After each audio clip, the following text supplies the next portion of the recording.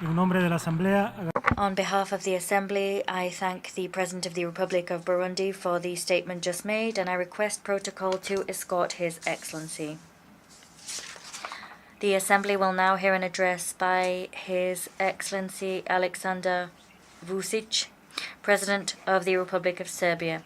I request protocol to escort His Excellency. en nombre On behalf of the General Assembly, I have the honor to welcome His Excellency Alexander Vučić, President of the Republic of Serbia, and I invite him to address the Assembly.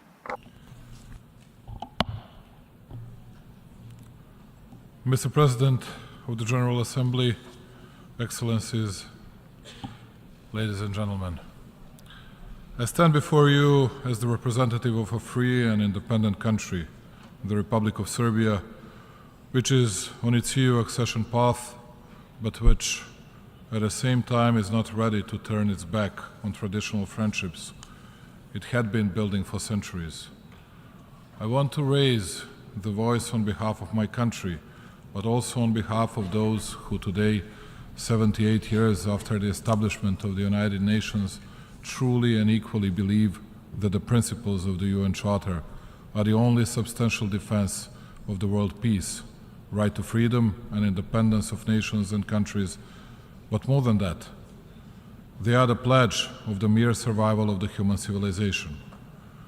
New global wave of wars and violence that are impacting the foundations of the international security is a painful consequence whose cause lies in abandoning the principles envisaged in the UN Charter. All of us speaking in this renowned organization speak about our own problems, confronting often with a real and imaginary enemy, patronizing our own public, telling fairy tales of the future with insufficient realistic view on the issues. What does the future of the world look like?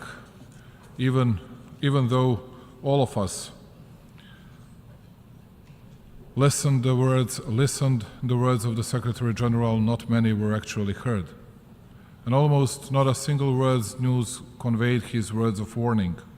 Nevertheless, in the era of social networks dominance, when only important thing is to get one more like, in the era when each pet gets more attention than children, it is no wonder that we cannot recognize the dangers that are in front of us.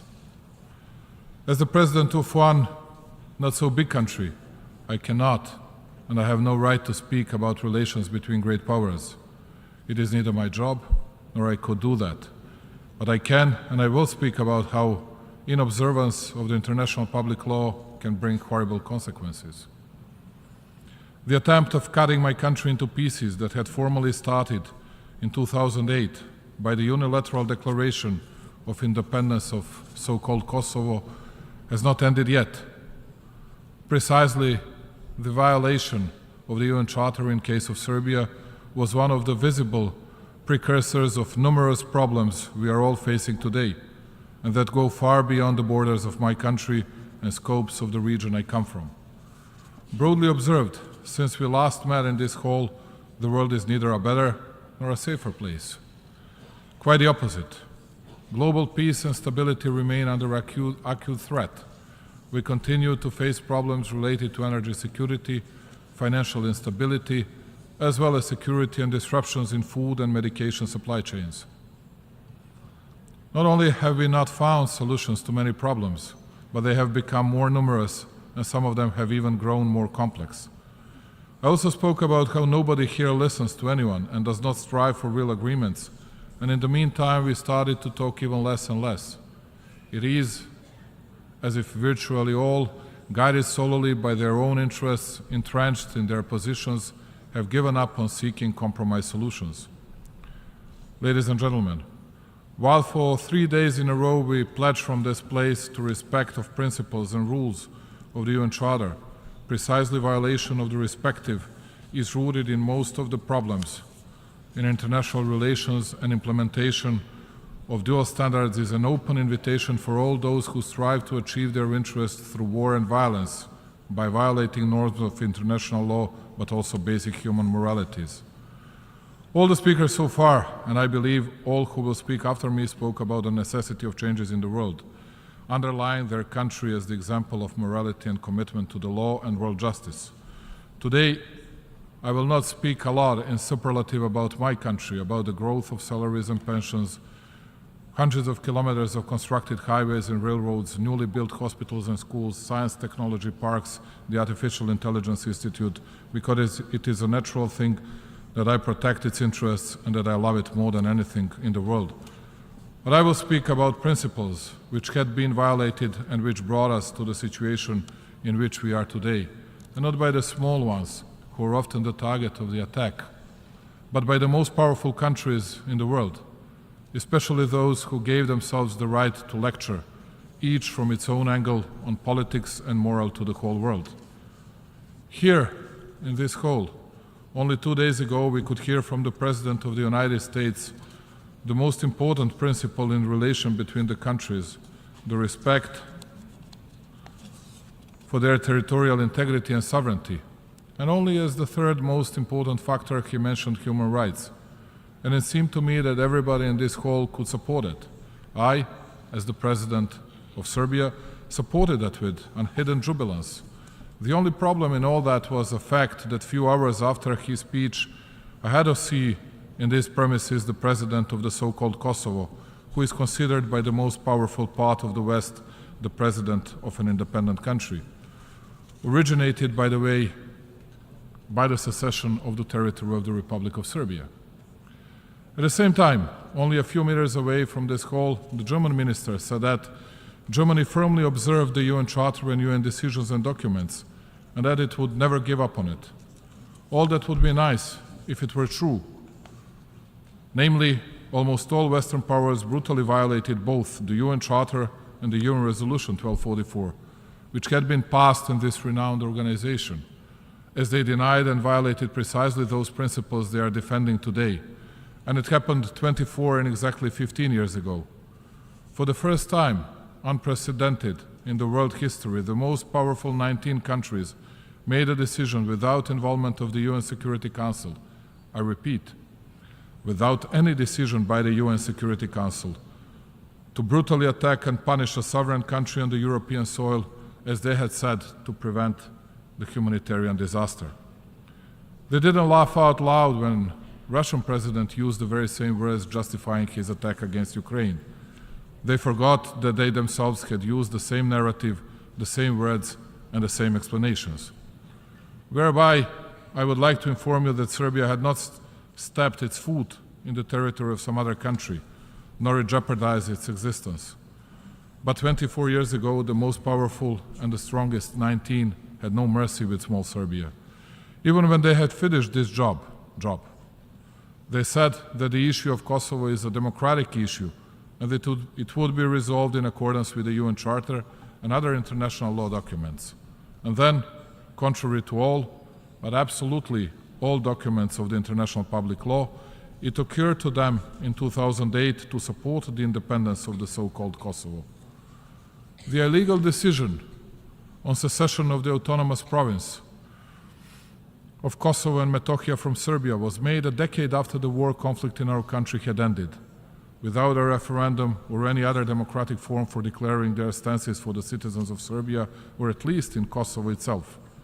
This decision was made in a moment when Serbia had a government committed to European and Euro-Atlantic integration, and when including in its composition the province of Kosovo and Metohija, a full-fledged member of the UN, but also of Council of Europe, OSCE, and many other international organizations.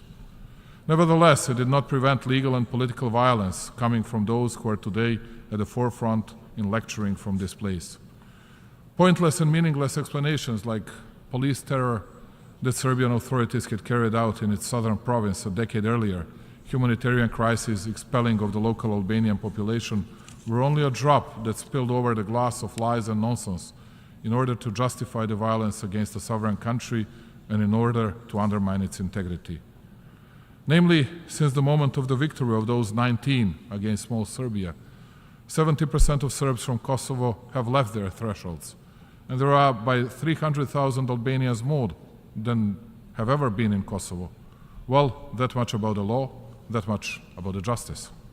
Nevertheless, worse than anything is that all those who committed aggression against the Republic of Serbia lectured today about territorial integrity of Ukraine, as if we did not support the integrity of Ukraine. And we do support it, and we will keep supporting it, because we do not change our politics, we do not change our principles, regardless of centuries-long traditional friendship with the Russian Federation. To us, every violence is the same. Every violation of the UN Charter is the same, regardless of the strength of the power that exerts it or inevitably similar excuses it makes for its illegal and immoral behavior. But when we ask them about the territorial integrity of the Republic of Serbia and about what they had done to my country, the answer is the one that all of you representatives of smaller countries in the world heard on countless of occasions. Do not go back in the past. Look towards the future, because it is the only way for your country to make progress. When it comes to the territorial integrity of Ukraine and Serbia and any other country, all of us are entitled to speak about from this podium at least a bit more than they are. I'm the president of Serbia in my second presidential term. On countless of occasions, I was under different political pressures, and I'm a political veteran. And what I will tell you today is the most important for me. Principles do not change from one circumstance to another. Principles do not apply only on the strong ones. They apply to all. If that's not the case, then there are no longer principles. And that is why I believe that in the modern world, there will either be principles and the same rules will apply to all, or as the world, we will end up in the deepest divisions in our history, in the most difficult conflicts and in problems we will not manage to cope with. Another important thing, peace has become a forbidden word, because all of them have their favorites and their culprits. And the only value that remained to great powers are precisely the principles, but the false ones. As long as they are fine with them, they will call upon them. First time, as it was in the case of Serbia, they disagreed with the principles. Law and rules, law, justice and principles suffered. Today in Kosovo, southern province of the Republic of Serbia, the blunt violence is taking place, exerted against the Serbs by the separatist authorities of Albin Kurti. Only last week, after who knows which failed round of the dialogue in Brussels, Pristina Prime Minister Albin Kurti, after rejecting the European proposal for de-escalation, addressed the public in front of one of the main buildings of the European Union and in front of the millions of viewers of the media that were present, conveyed to not so many reaming Serbs in Kosovo that Serbs will, I quote, suffer and pay for the mistake they made. Is there any possible worse mocking humanity, international order based on the rules and international community than these words? Unfortunately, it is possible. Only one day later, as we sit in this hall, a new contingency of Serbs is being taken to Kurti's prisons, apprehended according to fabricated accusations as a part of his terror campaign. So, much worse are the actions continuously done by that extremist regime in the past 20 months, and which in practice, together with repeated accelerated displacement of the remaining Serbs, are turning into a crawling ethnic cleansing in the heart of Europe. You can conclude by yourself how far that regime cynicism goes from the following sentence. Since the European Union and the US State Secretary Antony Blinken issued a statement in early June condemning unilateral action of the so-called government of Kosovo, ethnically motivated attacks against Serbs in our southern province raised by 50%, while at the same period Pristina authorities made even 22 new escalatory moves. Serbian boys Stefan Stojanovic and Miloš Stojanovic, who are 11 and 21 years old, were wounded on the Christmas Eve by the members of the so-called Kosovo security forces, in whose equipping take part some of the attendees in this hall, knowing quite well that it is deeply illegal and that the mere existence of the KSF is contrary to the UN Security Council Resolution 1244. 7 innocent civilians were shot by the representatives of the so-called Kosovo institutions. Disruption of supplying of hospitals, election voting bans only for Serbs, entire economic blockade for Serbian goods, attacks against churches, graveyards, schools are a part of the sad daily life of my people in this part of our territory, spotted by the violent secession contrary to the UN Charter. And you wouldn't believe it, even though there is not a single wounded Albanian, not a single apprehended or injured Albanian, guess what? It is the fault, always, of both sides. Unlike 1999, when Belgrade and other cities in my country were bombed, leaving the bloody track from several thousand dead civilians and soldiers, in scenes that pretty much resemble those that we unfortunately see today in different parts of the world, when an obvious terror, which they themselves say reminds of what happened to Albanians, happens against Serbs, there is no humanitarian disaster, there is no call for action, there is nothing. There are only words, they are only worried now, shrugging their shoulders, but if they have to make any decisions, it will always be, as they put, at the fault of both sides. And in such a world, I believe that one small Serbia, by raising its voice and fighting for universal values of principles and inviolability of internationally recognized borders, territorial integrity, sovereignty, and political independence, gives the example of the fight for the right, the one that was abolished here, even in this building, and protects the principles the world should be made of, with its not such a big strength, but with its paramount decisiveness and courage. We did not change the principles for the purpose of daily politics and our own needs. And just like we preserve the integrity of Serbia, we defend the integrity of each UN member state. It is only a bit sad that all the big ones who are not interested in the law and justice call upon different principles in different circumstances, the principles they find the most suitable at that particular moment. When one follows such politics, when there is no morality in the world politics, then it is clear that we are about to enter the era of big divisions and big conflicts, and not only political and economic, but military ones as well. And precisely in this difficult situation, the UN is the last substantial platform that brings us all together, regardless of all our differences and divisions. I believe that the commitment to peace and development, the desire to resolve disputes through dialogue, to find common ways to end human suffering and to ensure a more prosperous and stable future are precisely what unites us.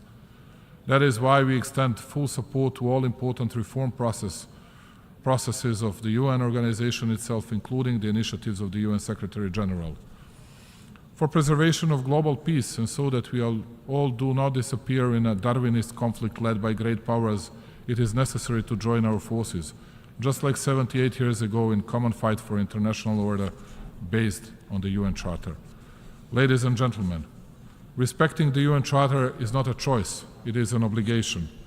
After all, like I have already said by mentioning some names, this is what we had the opportunity to hear during the previous presentations of most of my colleagues while talking, among other issues, about a topic that is still dominant in all forums, the conflict in Ukraine.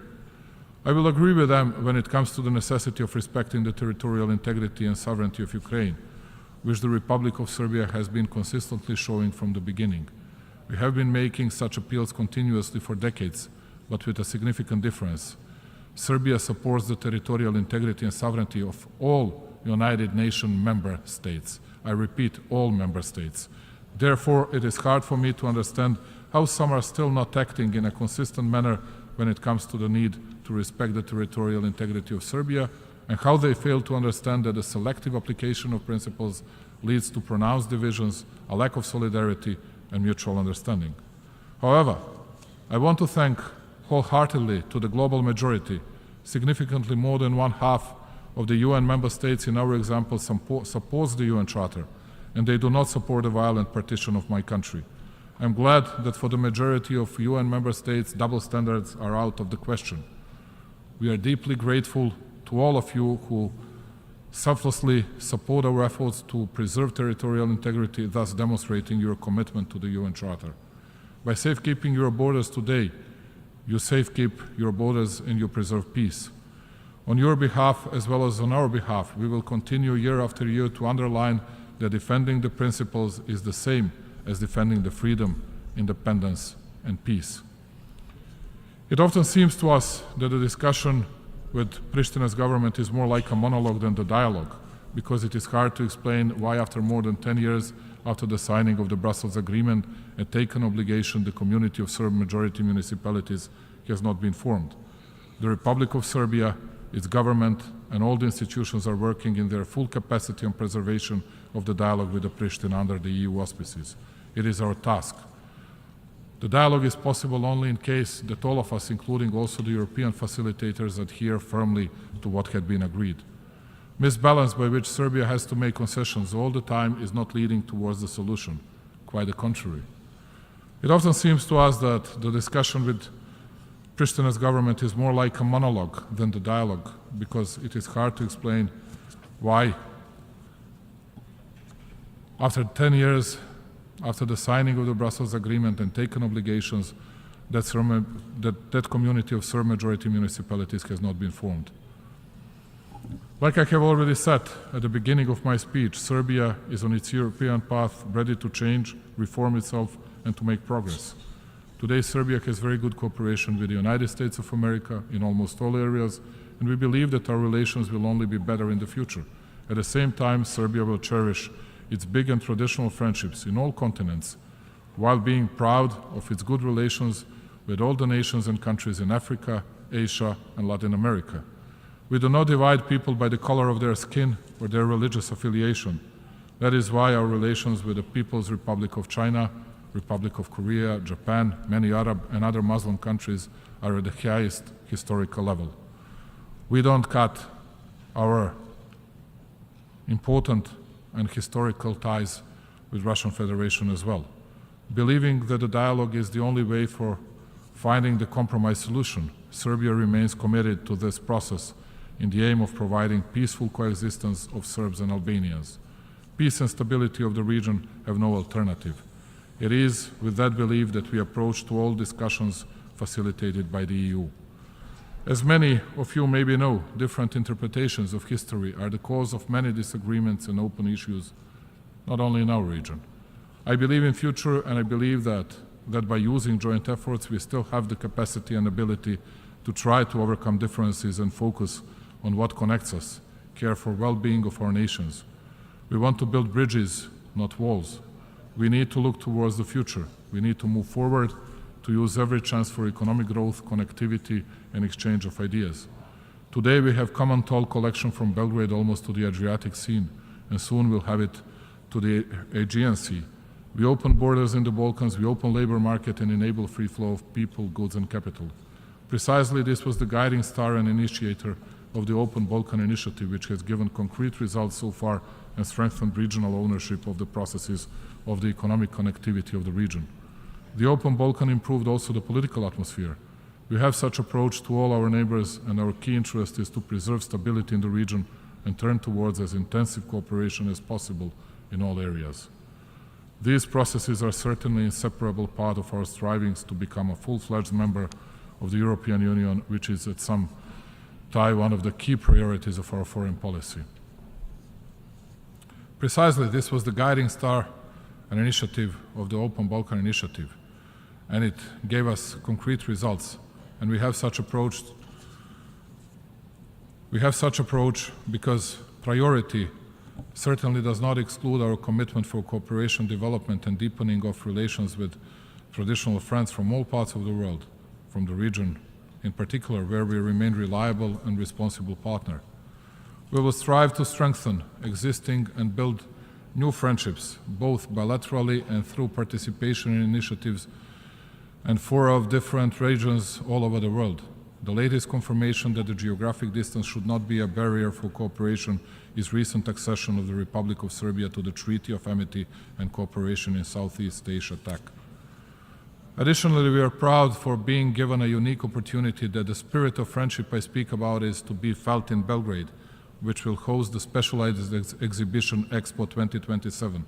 We are grateful to all those who supported us and had faith in us. Thank you, dear friends. Ladies and gentlemen, after long negotiations with a lot of optimism, the 2030 Agenda Plan of Action for People, Planet and Prosperity was adopted in this room, by which we pledged that no one will be left behind. Halfway to the set deadline for meeting the goals of the agenda, there is still a glimpse of hope that we will be able to fulfill given promise. Although there are many reasons for concern, even beside the progress that was made in certain areas, unfortunately we are still facing the basic existential problems like poverty, hunger, and inequality. Serbia puts maximum efforts in order to secure a stable and safe future, initiating at the same time policies based on sustainable development goals. Among some of the results so far are the following: developing instruments for involving principles that no one is left behind into our legislative and strategic documents, as well as participation in global initiatives and their implementation at national levels in areas of sustainable food systems, transformation of education systems, and urban development. We have lived to see the fourth industrial revolution and new technologies as a development opportunity that we must not miss. And that is why we continue with investment into infrastructure, economic reforms, and creation of better business environment. Digitalization and education are among our key priorities. The necessity of finding new sources of growth has also been recognized. That is why our future activities are focused on innovation, research and development, and creative industry. Serbia is the first country in the Southeast Europe region that joined the Global Partnership on Artificial Intelligence and adopted development strategy in this area back in 2019.